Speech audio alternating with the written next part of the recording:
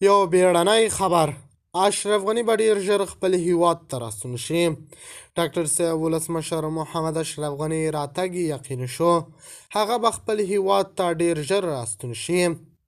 ښاغلي ولسمشر محمد اشرف غني څخه طالبانو غوښتنې کړې چې هیواد ته دې راستون شي.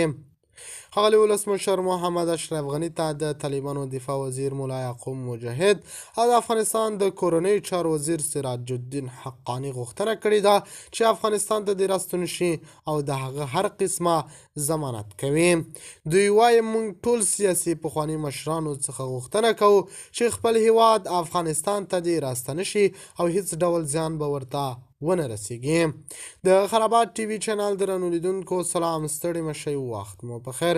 هیله لرم چې جوړ او روغ به یې په سر کې یادونه کوم که خرابات ټي وي چینل مو نوي سبسکرایب کړه په درنښت سره خرابات ټي وي چینل سبسکرایب کړئ.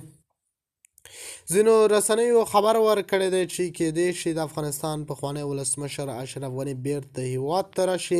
د اشرف غني د بیرته راتګ مسله یو ځل بیا په داسې حال کې مطرح کیږي چې پرون د افغانستان د کورنیو چارو وزیر سراج الدین حقاني او د طالبانو دفاع وزیر ملا یعقوب مجاهد هم وویل چې د افغانستان د پخواني سیاسي مشرانو راتګ غواړي او هغوی ته تضمین ورکوي چې هیڅ ډول زیان به ورته ونه رسیږي.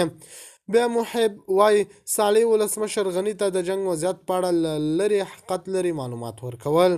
د افغانستان د ملي امنیت مخکنی سلاکار حمدالله محب ویلي د جمهوریت نظام د سقوط په وروستیو ورځو کې د ملي امنیت شورا او د ولسمشرۍ د لومړي مرستیال دفتر ترمنځ ځینې اختلافات رامنځته شوي ول چې له هغه نه بیا افغانستان سقوط شو.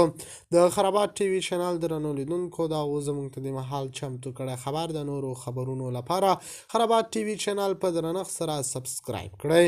الله په امان، تر بیا خیر چارې.